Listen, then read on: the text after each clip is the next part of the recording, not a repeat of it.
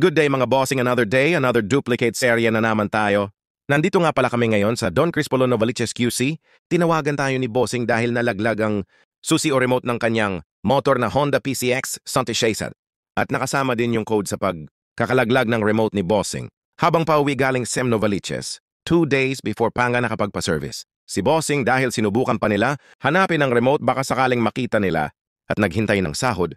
Kung ikaw ay gusto din magkaroon ng extra remote, o nawalan din ng remote ng iyong motor o sasakyan, mag-inquire na sa aming page, mura na mabilis pa at siguradong garantisado, at para sa mga gusto magpa-home service or emergency service dahil hindi na mapaandar ang motor o walang time na pumunta sa aming motor shop, tumawag lang sa aming contact number o mag-inquire sa aming FB page para sa mabilisang transaction. Ilalagay ko din sa comment section ang lahat ng detalye at iba pang serbisyo. Salamat sa panonood mga bossing, ride safe.